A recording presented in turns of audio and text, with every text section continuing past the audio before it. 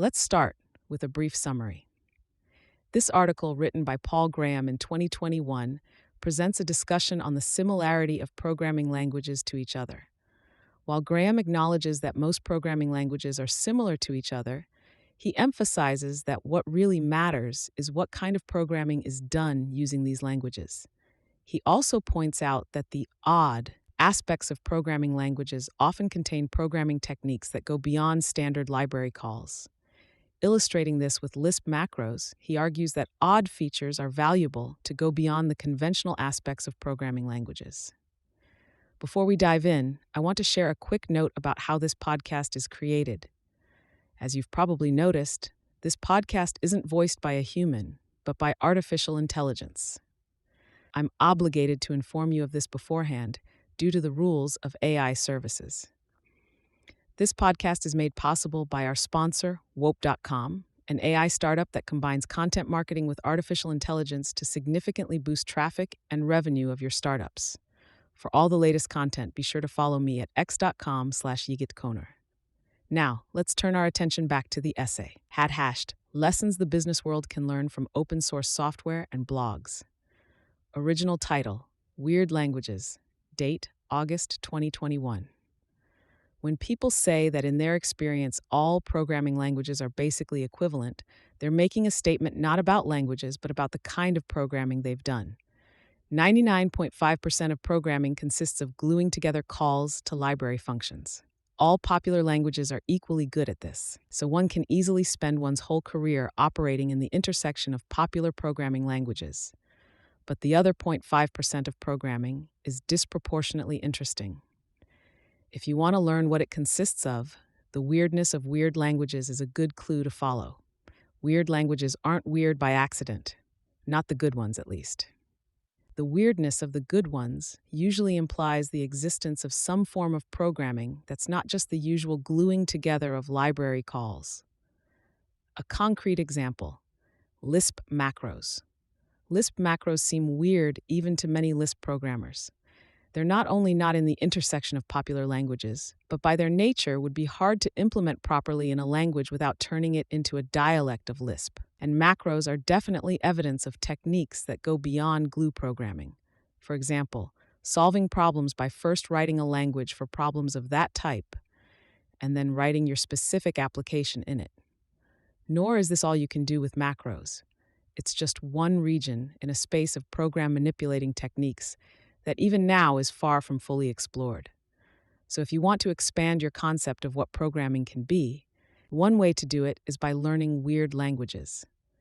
Pick a language that most programmers consider weird, but whose median user is smart, and then focus on the differences between this language and the intersection of popular languages. What can you say in this language that would be impossibly inconvenient to say in others? In the process of learning how to say things you couldn't previously say, you'll probably be learning how to think things you couldn't previously think. Thanks to Trevor Blackwell, Patrick Collison, Daniel Gackel, Amjad Masad, and Robert Morris for reading drafts of this, /paulgraham.com, opensource.html. August 2005, this essay from a talk at OSCON 2005.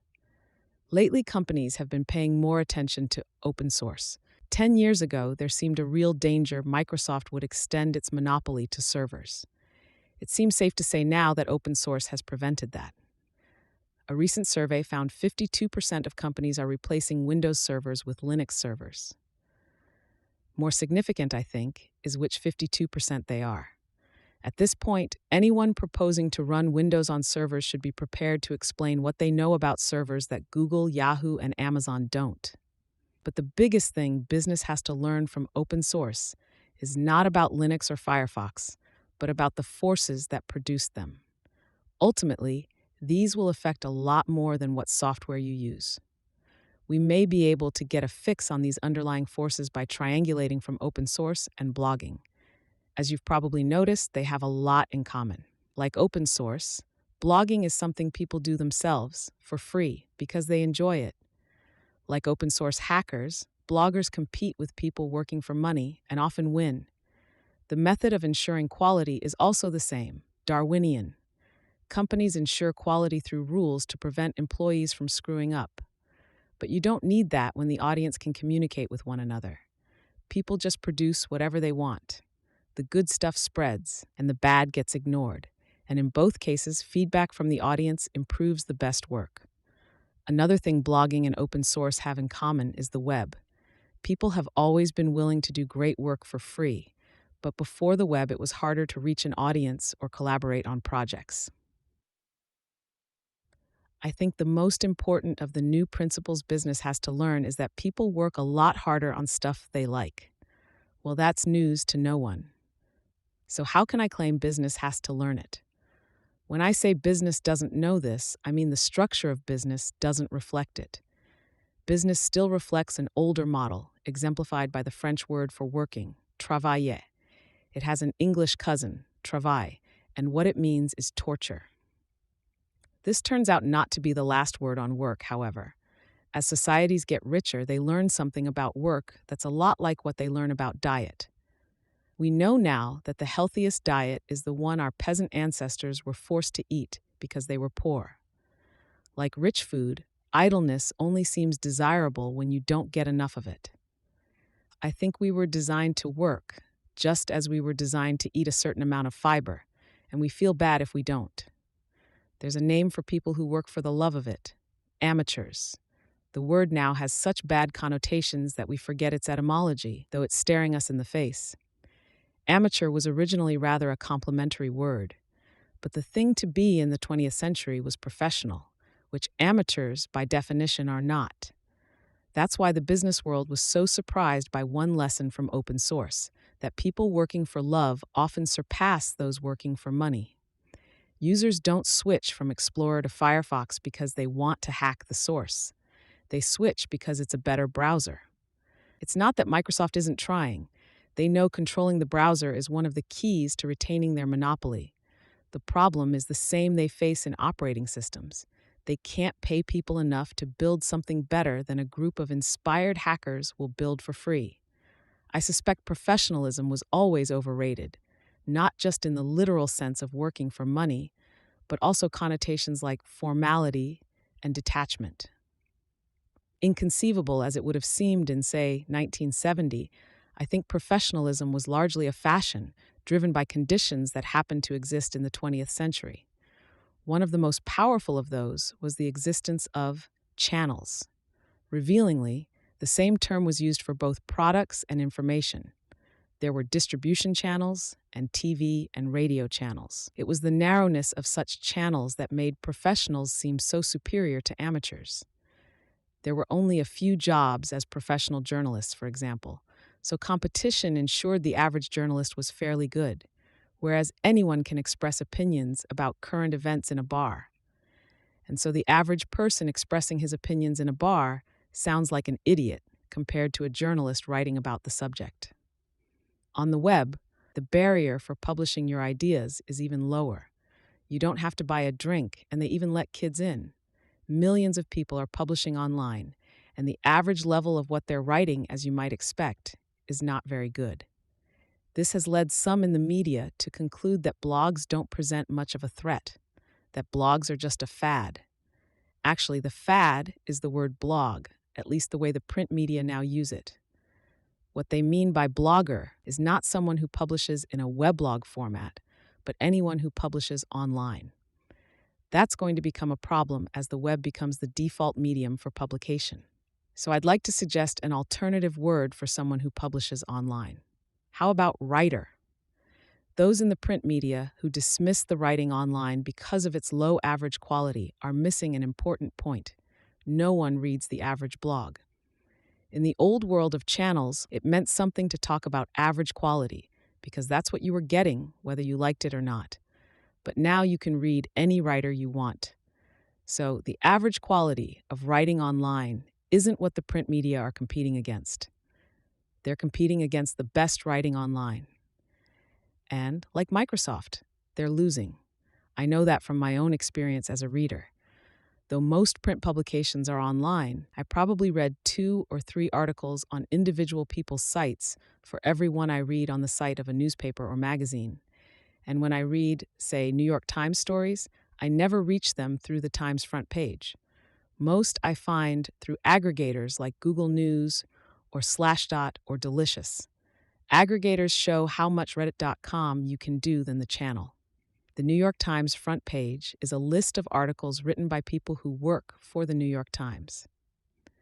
Delicious is a list of articles that are interesting, and it's only now that you can see the two side by side that you notice how little overlap there is. Most articles in the print media are boring.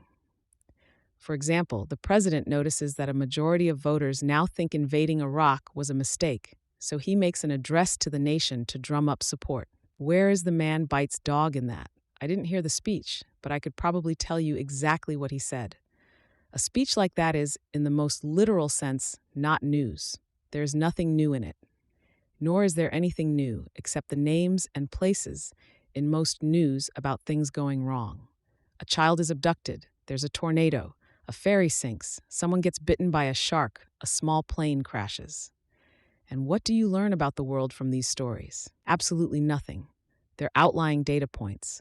What makes them gripping also makes them irrelevant. As in software, when professionals produce such crap, it's not surprising if amateurs can do better. Live by the channel, die by the channel. If you depend on an oligopoly, you sink into bad habits that are hard to overcome when you suddenly get competition. Another thing blogs and open source software have in common is that they're often made by people working at home. That may not seem surprising, but it should be. It's the architectural equivalent of a homemade aircraft shooting down an F-18. Companies spend millions to build office buildings for a single purpose, to be a place to work. And yet people working in their own homes, which aren't even designed to be workplaces, end up being more productive. This proves something a lot of us have suspected. The average office is a miserable place to get work done. And a lot of what makes offices bad are the very qualities we associate with professionalism. The sterility of offices is supposed to suggest efficiency. But suggesting efficiency is a different thing from actually being efficient. The atmosphere of the average workplace is to productivity what flames painted on the side of a car are to speed. And it's not just the way offices look that's bleak. The way people act is just as bad. Things are different in a startup. Often, as not a startup begins in an apartment. Instead of matching beige cubicles, they have an assortment of furniture they bought used. They work odd hours, wearing the most casual of clothing. They look at whatever they want online without worrying whether it's work safe. The cheery, bland language of the office is replaced by wicked humor. And you know what? The company at this stage is probably the most productive it's ever going to be. Maybe it's not a coincidence. Maybe some aspects of professionalism are actually a net lose. To me, the most demoralizing aspect of the traditional office is that you're supposed to be there at certain times. There are usually a few people in a company who really have to. But the reason most employees work fixed hours is that the company can't measure their productivity. The basic idea behind office hours is that if you can't make people work, you can at least prevent them from having fun. If employees have to be in the building a certain number of hours a day and are forbidden to do non-work things while there, then they must be working. In theory.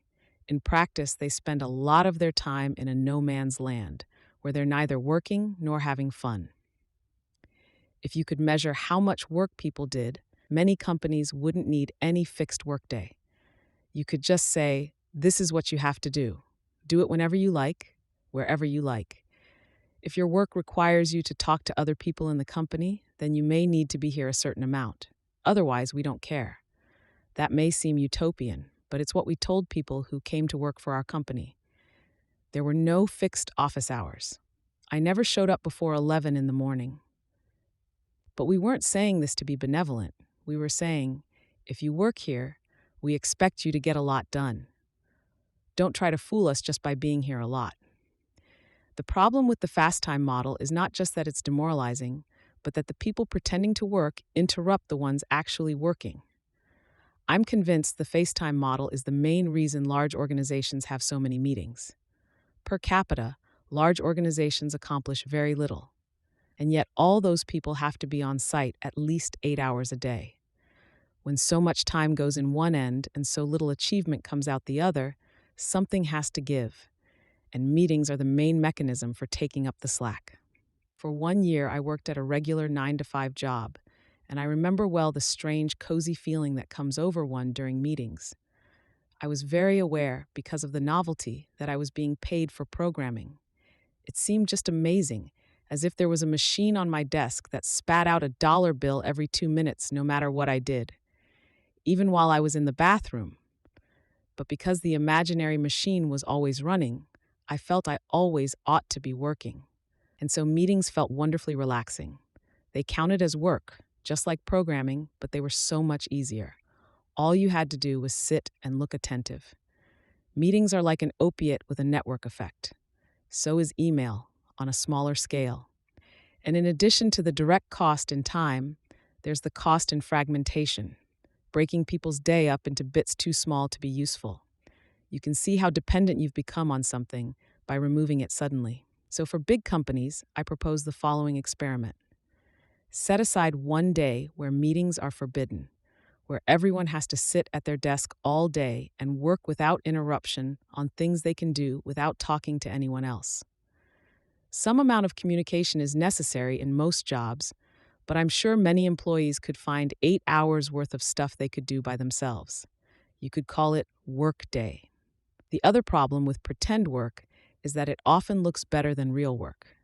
When I'm writing or hacking, I spend as much time just thinking as I do actually typing. Half the time, I'm sitting drinking a cup of tea or walking around the neighborhood. This is a critical phase. This is where ideas come from. And yet I'd feel guilty doing this in most offices, with everyone else looking busy. It's hard to see how bad some practice is till you have something to compare it to. And that's one reason open source, and even blogging in some cases, are so important. They show us what real work looks like. We're funding 8 new startups at the moment. A friend asked what they were doing for office space and seemed surprised when I said we expected them to work out of whatever apartments they found to live in. But we didn't propose that to save money. We did it because we want their software to be good. Working in crappy informal spaces is one of the things startups do right without realizing it. As soon as you get into an office, work and life start to drift apart. That is one of the key tenets of professionalism. Work and life are supposed to be separate. But that part, I'm convinced, is a mistake. Bottom up. The third big lesson we can learn from open source and blogging is that ideas can bubble up from the bottom instead of flowing down from the top. Open source and blogging both work bottom up. People make what they want, and the best stuff prevails. Does this sound familiar? It's the principle of a market economy. Ironically, though open source and blogs are done for free, those worlds resemble market economies, while most companies, for all their talk about the value of free markets, are run internally like communist states. There are two forces that together steer design, and ideas about what to do next and the enforcement of quality. In the channel era, both flowed down from the top. For example, newspaper editors assigned stories to reporters, then edited what they wrote. Open source and blogging show us things don't have to work that way. Ideas and even the enforcement of quality can flow bottom up. And in both cases, the results are not merely acceptable, but better. For example, open source software is more reliable precisely because it's open source. Anyone can find mistakes. The same happens with writing. As we got close to publication, I found I was very worried about the essays in Hackers and Painters, amazon.com/zec/tg/0596624, that hadn't been online. Once an essay has had a couple thousand page views, I feel reasonably confident about it. But these had had literally orders of magnitude less scrutiny. It felt like releasing software without testing it. That's what all publishing used to be like. If you got 10 people to read a manuscript, you were lucky. But I'd become so used to publishing online that the old method now seemed alarmingly unreliable, like navigating by dead reckoning once you'd gotten used to a GPS. The other thing I like about publishing online is that you can write what you want and publish when you want. Earlier this year, I wrote something, h/paulgraham.com/inequality.html, that seemed suitable for a magazine, so I sent it to an editor I know. As I was waiting to hear back, I found to my surprise that I was hoping they'd reject it. Then I could put it online right away. If they accepted it, it wouldn't be read by anyone for months, and in the meantime, I'd have to fight word by word to save it from being mangled by some 25-year-old copy editor. Many employees would like to build great things for the companies they work for, but more often than not, management won't let them. How many of us have heard stories of employees going to management and saying, "Please let us build this thing to make money for you," and the company saying no? The most famous example is probably Steve Wozniak, who originally wanted to build microcomputers for his then employer HP, and they turned him down. On the Blunderometer, this episode ranks with IBM accepting a non-exclusive license for DOS. But I think this happens all the time. We just don't hear about it usually, because to prove yourself right, you have to quit and start your own company, like Wozniak did. Startups. So these, I think, are the three big lessons open source and blogging have to teach business. 1, that people work harder on stuff they like. 2, that the standard office environment is very unproductive. And 3, that bottom up often works better than top down. I can imagine managers at this point saying, "What is this guy talking about? What good does it do me to know that my programmers would be more productive working at home on their own projects? I need their asses in here working on version 3.2 of our software, or we're never going to make the release date." And it's true. The benefit that specific manager could derive from the forces I've described is near zero. When I say business can learn from open source, I don't mean any specific business can. I mean business can learn about new conditions the same way a gene pool does. I'm not claiming companies can get smarter, just that dumb ones will die. So what will business look like when it has assimilated the lessons of open source and blogging? I think the big obstacle preventing us from seeing the future of business is the assumption that people working for you have to be employees. But think about what's going on underneath. The company has some money, and they pay it to the employee in the hope that he'll make something worth more than they paid him. Well, there are other ways to arrange that relationship. Instead of paying the guy money as a salary, why not give it to him as investment? Then instead of coming to your office to work on your projects, he can work wherever he wants on projects of his own. Because few of us know any alternative, we have no idea how much better we could do than the traditional employer-employee relationship. Such customs evolve with glacial slowness. Our employer-employee relationship still retains a big chunk of master-servant DNA. I dislike being on either end of it. I'll work my ass off for a customer, but I resent being told what to do by a boss. And being a boss is also horribly frustrating. Half the time it's easier just to do stuff yourself than to get someone else to do it for you. I'd rather do almost anything than give or receive a performance review. On top of its unpromising origins, employment has accumulated a lot of cruft over the years. The list of what you can't ask in job interviews is now so long that for convenience, I assume it's infinite. Within the office, you now have to walk on eggshells, lest anyone paulgraham.com/say or do something that makes the company prey to a lawsuit. And God help you if you fire anyone. Nothing shows more clearly that employment is not an ordinary economic relationship than companies being sued for firing people. In any purely economic relationship, you're free to do what you want. If you want to stop buying steel pipe from one supplier and start buying it from another, you don't have to explain why. No one can accuse you of unjustly switching pipe suppliers. Justice implies some kind of paternal obligation that isn't there in transactions between equals. Most of the legal restrictions on employers are intended to protect employees. But you can't have action without an equal and opposite reaction. You can't expect employers to have some kind of paternal responsibility toward employees without putting employees in the position of children. And that seems a bad road to go down. Next time you're in a moderately large city, drop by the main post office and watch the body language of the people working there. They have the same sullen resentment as children made to do something they don't want to. Their union has exacted pay increases and work restrictions that would have been the envy of previous generations of postal workers. and yet they don't seem any happier for it. It's demoralizing to be on the receiving end of a paternalistic relationship, no matter how cozy the terms. Just ask any teenager. I see the disadvantages of the employer-employee relationship because I've been on both sides of a better one, the investor-founder relationship. I wouldn't claim it's painless. When I was running a startup, the thought of our investors, ycombinator.com, used to keep me up at night. And now that I'm an investor, the thought of our startups keeps me up at night.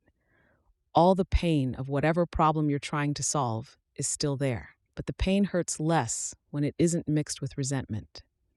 I had the misfortune to participate in what amounted to a controlled experiment to prove that. After Yahoo bought our startup, I went to work for them. I was doing exactly the same work, except with bosses. And to my horror, I started acting like a child. The situation pushed buttons I'd forgotten I had. The big advantage of investment over employment, as the examples of open source and blogging suggest, is that people working on projects of their own are enormously more productive. And a startup, paulgraham.com/start.l, is a project of one's own in two senses, both of them important. It's creatively one's own and also economically one's own. Google is a rare example of a big company in tune with the forces I've described. They've tried hard to make their offices less sterile than the usual cube farm. They give employees who do great work large grants of stock to simulate the rewards of a startup. They even let hackers spend 20% of their time on their own projects. Why not let people spend 100% of their time on their own projects, and instead of trying to approximate the value of what they create, give them the actual market value? Impossible? That is, in fact, what venture capitalists do. So am I claiming that no one is going to be an employee anymore?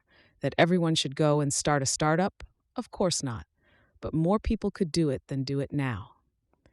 At the moment, even the smartest students leave school thinking they have to get a job, /paulgraham.com/hiring. Actually, what they need to do is make something valuable. A job is one way to do that, but the more ambitious ones will ordinarily be better off taking money from an investor than an employer. Hackers tend to think business is for MBAs, but business administration is not what you're doing in a startup. What you're doing is business creation. And the first phase of that is mostly product creation. That is, hacking. That's the hard part. It's a lot harder to create something people love than to take something people love and figure out how to make money from it. Another thing that keeps people away from starting startups is the risk. Someone with kids and a mortgage should think twice before doing it. But most young hackers have neither. And as the example of open source and blogging suggests, you'll enjoy it more, even if you fail. You'll be working on your own thing instead of going to some office and doing what you're told. There may be more pain in your own company, but it won't hurt as much. That may be the greatest effect in the long run of the forces underlying open source and blogging, finally ditching the old paternalistic employer-employee relationship and replacing it with a purely economic one between equals. Survey by Forrester Research reported in the cover story of Business Week, 31st Jan 2005. Apparently, someone believed you have to replace the actual server in order to switch the operating system. It derives from the late Latin tripalium, a torture device so called because it consisted of 3 stakes. I don't know how the stakes were used. Travel has the same root. It would be much bigger news in that sense if the president faced unscripted questions by giving a press conference. One measure of the incompetence of newspapers is that so many still make you register to read stories. I have yet to find a blog that tried that. They accepted the article, but I took so long to send them the final version that by the time I did the section of the magazine, they'd accepted it for had disappeared in a reorganization. The word boss is derived from the Dutch baas, meaning master. Thanks to Sarah Harlan, Jessica Livingston, and Robert Morris for reading drafts of this.